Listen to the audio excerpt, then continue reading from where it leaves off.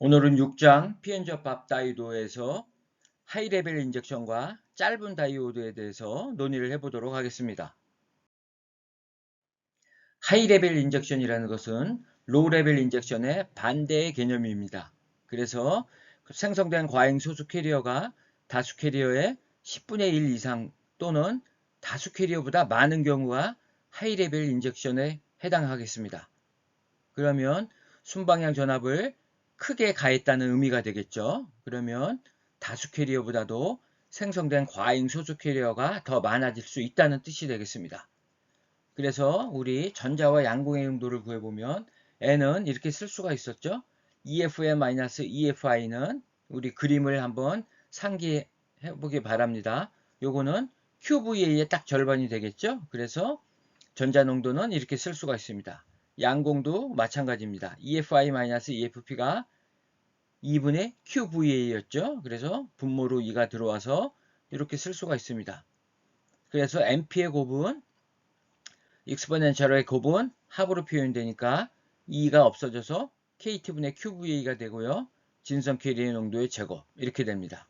그리고 Mp의 곱은 이렇게 쓸 수가 있죠.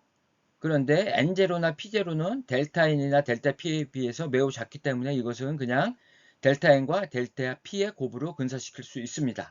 그리고 델타 N과 델타 P가 같기 때문에 이렇게 쓸 수가 있죠. 그래서 델타 N이라는 것은 전체 2분의 1승. 그래서 NI가 되고요. 여기 2분의 1은 요 지수항으로 들어오면서 분모에 2가 붙게 되겠죠. 그래서 델타 N은 최종적으로 이렇게 쓸 수가 있습니다.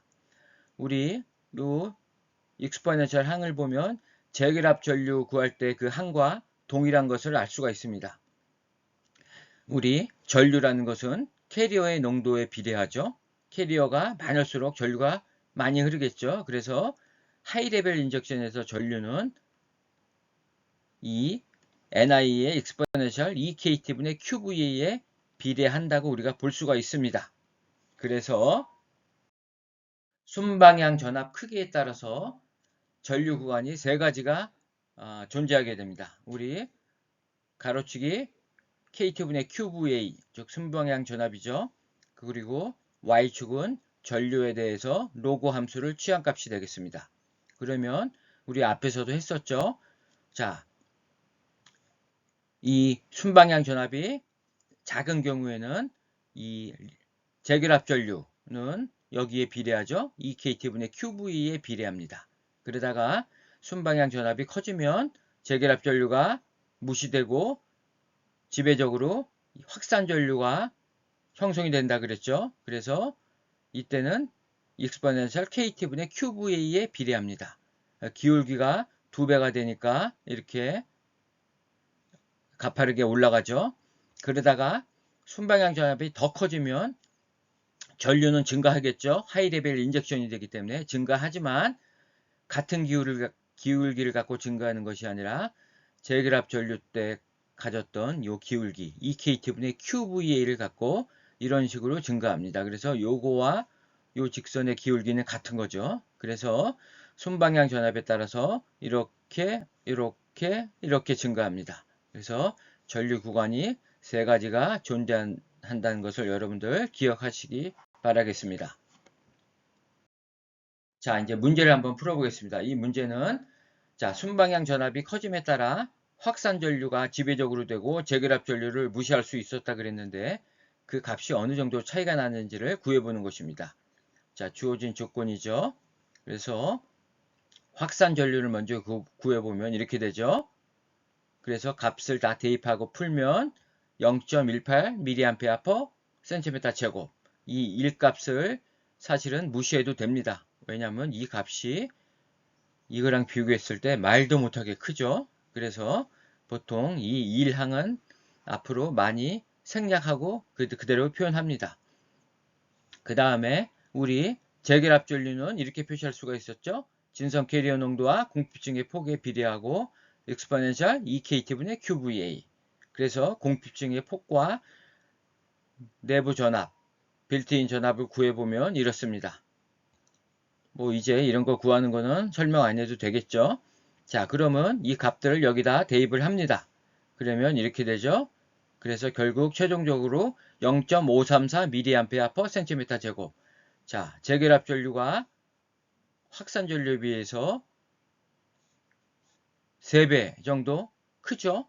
이렇게 순방향 전압이 이 내부 전압, 빌트인 전압보다 이렇게 작은 경우에는 재결합 전류가 더 지배적이라는 것을 알 수가 있습니다. 이 B를 한번 구해볼까요? B는 이렇게 구할 수 있죠. 대략 3배 정도 차이가 납니다. 재결합 전류가 그만큼 더 크다는 거고요. 그 다음에 0.65V, 즉 내부 빌트인 전압에 근접해 가고 있죠. 이럴 때는 전류는 2.807mA 확산 전류가 이렇게 나오고요.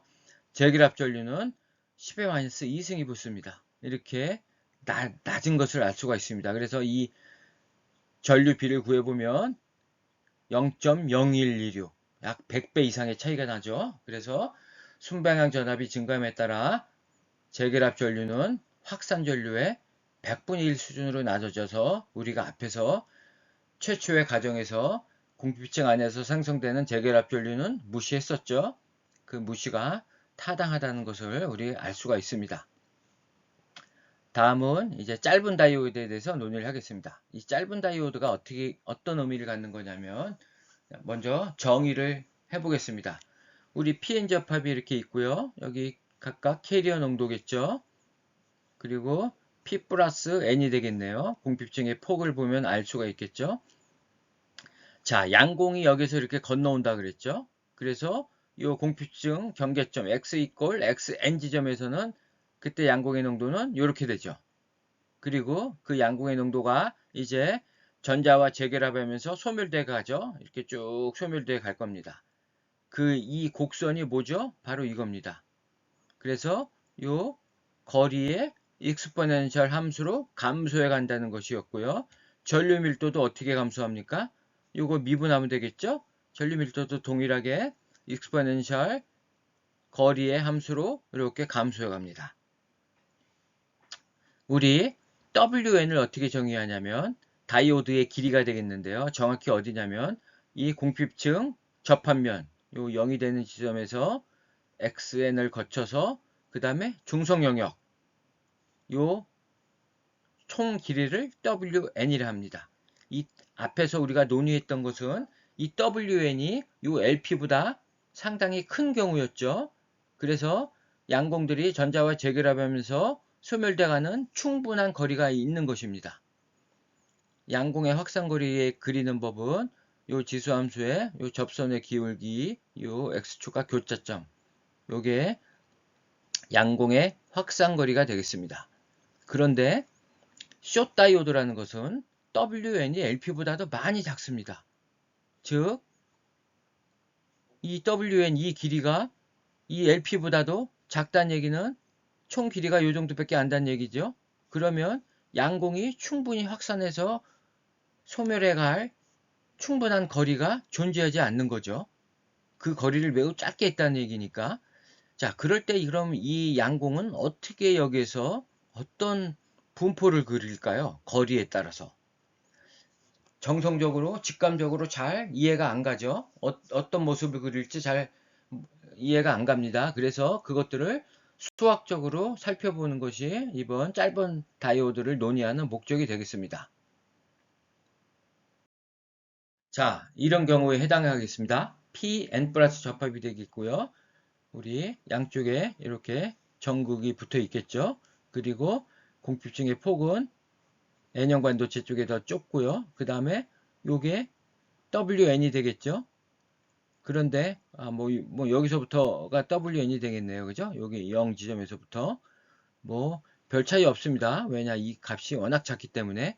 자, 그러면 WN이 LP보다도 많이 작으니까 엄청나게 이쪽 N형 쪽 반도체는 굉장히 짧은 쪽이 되겠죠.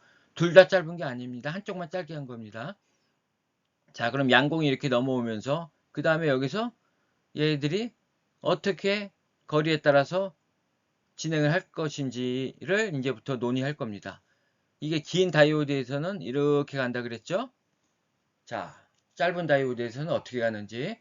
한번 알아보도록 하겠는데, 여기 수학이 어렵진 않은데 되게 번거롭습니다. 번거로워서 여러분들 잘 따라와야 됩니다. 여러분들 반도체 물리를 하는 데 있어서 뭐 팁을 하나 말씀드리면, 이 수학을 열심히 해야 됩니다. 사실 이 수학을 열심히 하다 보면 더 개념이 명확히 알 수도 있고요. 그 다음에 모든 것을 아주 정확히 정량적으로 알 수가 있다는 겁니다. 그래서 우리가 이제 앞으로 배우는 뭐 미분 방정식 여러 가지가 있는데, 그런 것들을 여러분들 사전에 좀 학습을 하는 게 좋습니다. 그런데 자신이 수학이 좀 약하다, 나는 이런 수학들을 잘 모른다, 그러면 몰라도 됩니다. 그러나 최종 구한 식이 있을 것입니다. 이 결과식. 그 결과식이 갖는 물리적 의미는 반드시 여러분들 이해를 하고 넘어가야 됩니다. 가장 나쁜 습관이 뭐냐면, 수학만 잘하는 사람들이 있습니다. 이거 잘 풀어요. 잘 푸는데 최종적으로 얻어진 그 수식이 갖는 의미를 모르는 경우가 많이 있어요. 그것은 가장 안 좋은 경우입니다. 차라리 수학을 모르고 이 물리를 아는 것이 더 여러분들한테 도움이 됩니다. 우리 앞에서 양자역학에서도 그 뭐 무한 포텐셜, 유한 포텐셜, 뭐 웰, 베리어 여러 가지 문제를 풀었죠. 거기에 나오는 수학들, 미분방 정식 복잡했죠. 그걸 잘 풀기만 하면 별로 의미가 없습니다. 그것을 풀고 나서 전자들이 어떻게 분포하는지, 그리고 그 수식이 우리에게 전해주는 메시지가 뭔지, 그것을 먼저 알아야 된다는 것입니다. 자, 이번 것도 이제 그 마지막 식을 여러분들 잘 이해를 해야 됩니다. 자, 먼저 바운더리 컨디션, 미분 방정식을 풀기 전에 경계 조건을 잠깐 살펴보겠습니다. 자, x가 x 이퀄 n일 때, 이때는 어떻게 됩니까? 과잉 캐리어 농도는 이렇게 되죠. 그죠? 그리고 요게 pn이 되는 거죠. pn. 그래서 pn-pnj 이렇게 쓸 수가 있죠. 그 다음에 두 번째 경계 조건, x가 무한대로 갈 때 우리는 롱 다이오드에서는 요 pnx는 pn제로가 됐죠. 즉 열평형 상태의 양곡 농도로 수렴한다 그랬죠. 그런데 여기서는 이제 살짝 바뀝니다. 뭐냐면 x가 xn 플러스 wn이죠. 무한대가 아닙니다. 이게 매우 짧습니다. 이렇게 갈 때 이 과잉 캐리어 농도는 0으로 간다는 겁니다. 0으로. 경계 조건을 잘 이해를 해야 됩니다. 왜냐하면 여기 충분히 짧기 때문에 뭐 확산해서 재결합할 만한 충분한 거리가 없습니다. 이것이 그냥 이 끝에 갔을 때는 0으로 간다고 가정을 한 것입니다. 그래서 경계 조건이 이렇게 됩니다. 이 두 경계 조건을 가지고 미분 방정식을 풀어보겠는데요. 우리 앞에서 구한 정상상태 조건 이렇게 됐었죠. 이 해는 우변이 0인 상수계수를 갖는 2차 선형 미분 방정식이죠. 이거의 해는 이렇게 구했었죠. 자, 그러면 이 미분 방정식의 해를 이렇게 구하기 위해서는 뭘 알아야 되죠? C하고 D를 알아야 되겠죠? 그래서 이제 이 상수계수를 구하는 작업을 하겠습니다. 경계 조건을 대입해 보겠습니다. 자, x가 xn일 때, x가 xn일 때는 여기 xn이 되죠? 그리고 그 값이 뭐가 된다는 얘기입니까?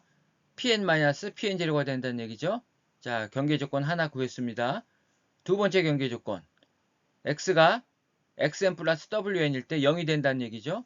자, xn 플러스 wn일 때 이 값이 0이 된다는 얘기입니다. 이렇게 대입해서 0이 된다는 거죠. 자, 이제 이 두 식을 가지고 C와 D를 구할 것인데, 먼저 첫 번째, 여기 첫 번째 식의 양변에 익스포넨셜 LP분의 WN을 곱하고 두 번째 식을 빼줍니다. 그리고 다시 첫 번째 식에다 익스포넨셜 마이너스 LP분의 WN을 곱하고 두 번째 식을 빼줍니다.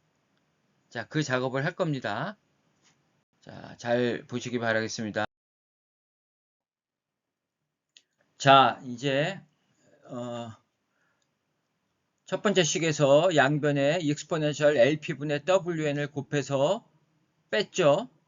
그러면 식이 이렇게 나오는데 LP분의 WN을 곱한 거죠. 근데 여기 XN이 붙었죠. 이것은 뭐냐면은 요 앞에 D에 앞에 붙어 있는 요 항을 없애주기 위해서 요거의 반대부호를 갖는 익스포넨셜 LP분의 XN을 양변에 곱한 겁니다. 수식을 줄여서 쓴 거예요. 여러분들 이해가 가실 겁니다. 그러면 이거 없어지고 그리고 XN이 생긴 겁니다. 원래는 요것만 있어야 되는데 요거의 반대부호를 곱했기 때문에 요게 생긴 겁니다. 그래서 D는 요거 분의 요거가 되겠죠. 그런데 요거를 한번 살펴보십시오. 우리 하이퍼블릭 사인 x는 2분의 2x 마이너스 2의 마이너스 x 이렇게 쓸 수가 있죠. 근데 x 대신에 LP분의 WN을 대입하면 이거랑 똑같아집니다. 즉, 요 분자항이 요거랑 똑같아지고 따라서 이 분자항은 2를 곱해주면 2 하이퍼블릭 사인 x 여기서 x는 LP분의 WN 이렇게 쓸 수가 있습니다. 그래서 분모가 이렇게 쓸 수가 있는 거고요. 분자는 그대로 썼습니다. 자, D를 구했습니다. 자, 다음 이제 C를 구하겠습니다. C는 exponential LP분의 마이너스 WN을 곱해서 뺐죠. 그래서 요 항이 이렇게 있는 거죠. 그리고 나서 양변에 요 C의 앞에 붙어 있는 요 항을 없애주기 위해서 exponential 마이너스 LP분의 XN을 곱한 겁니다. 그럼 이거 없어지죠? 곱했기 때문에 여기 하나 생겼죠? 이렇게 생겼습니다. 그래서 C는 이거 분의 이거가 되는데 이 값은 마이너스 하이퍼블릭 사인은 이렇게 쓸 수가 있습니다. 2의 마이너스 x 마이너스 2x x는 역시 동일하게 LP분의 WN 그러면 요게 요거가 되죠. 그러면 요거는 2배 마이너스 하이퍼블릭 사인 LP분의 WN 이렇게 쓸 수가 있습니다. 그래서 분모에 요게 그대로 내려왔고요. 그 다음에 마이너스가 있었죠? 마이너스가 붙고 분자 그대로 이렇게 내려옵니다. 자, C와 D 다 구했습니다. 그러면 최초의 미분 방정식 해 거기다가 C와 D를 대입하면 이렇게 됩니다. 자, 수식이 복잡하죠? 자, 분모 같습니다. 하나로 묶을 수 있고요. 공통인수 Pn-Pn0가 있죠. 앞으로 뽑고요. 그 다음에 요 마이너스를 뒤로 보냅니다. 그러면 요게 뒤로 오겠죠. 그리고 요게 앞으로 옵니다. 이렇게 됐죠. 여기까지 어렵지 않죠. 그럼 요거를 한번 또 보십시오. 요게 이렇게 또 바꿀 수가 있습니다.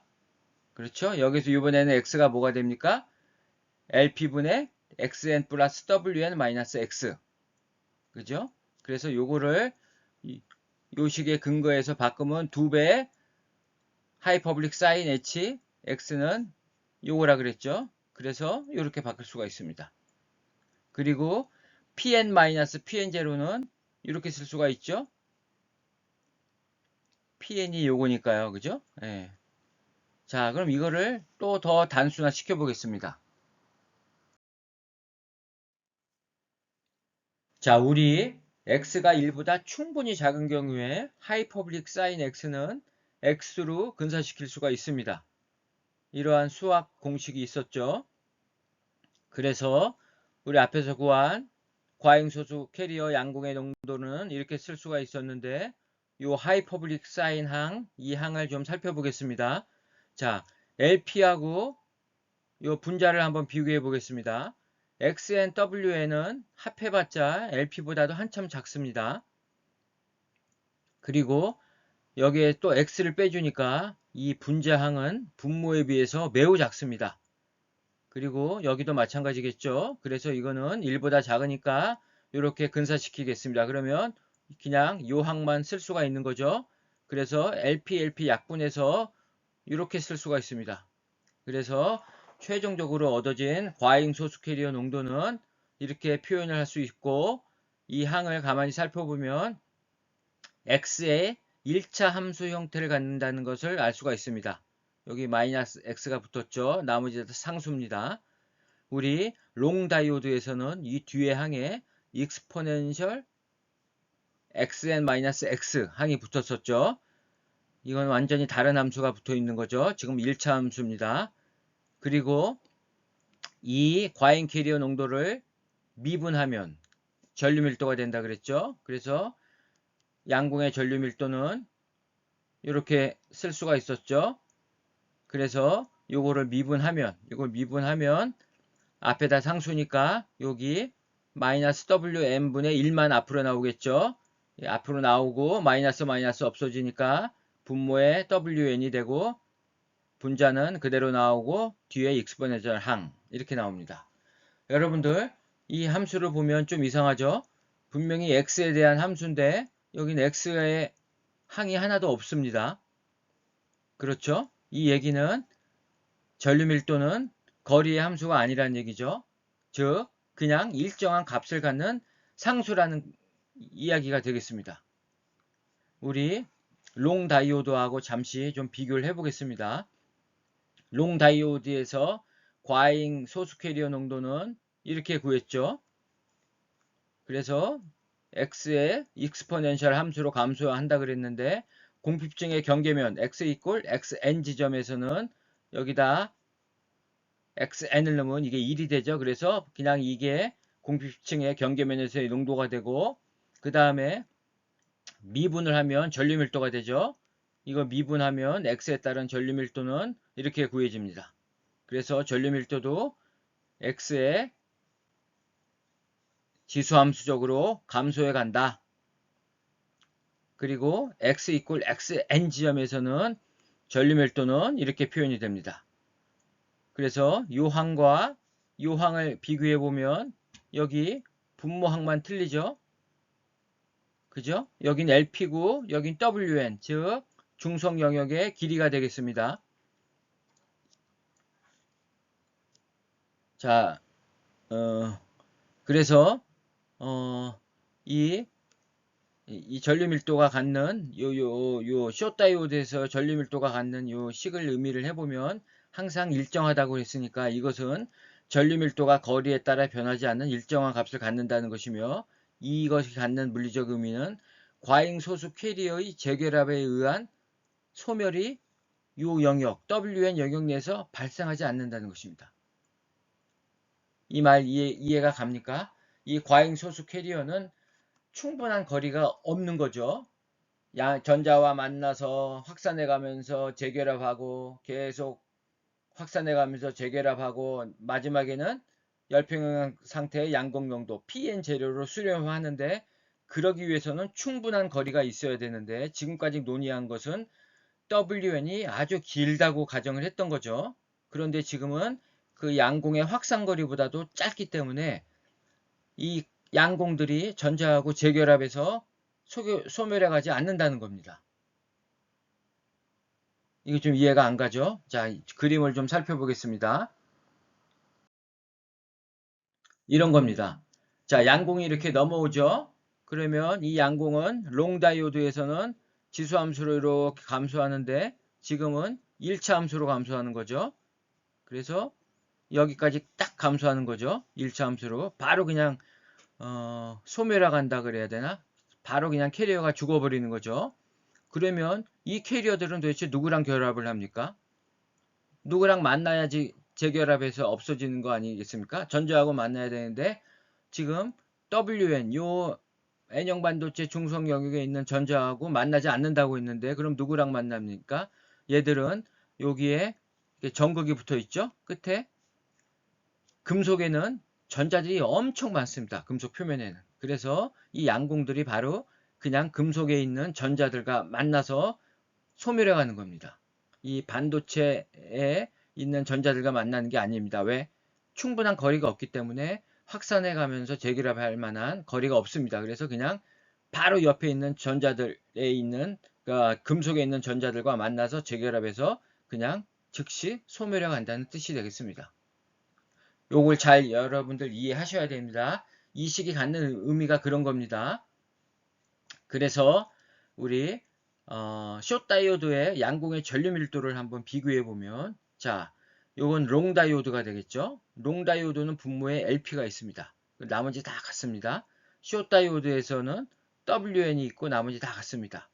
즉 요거하고 요거의 비교인데 요게 훨씬 작죠.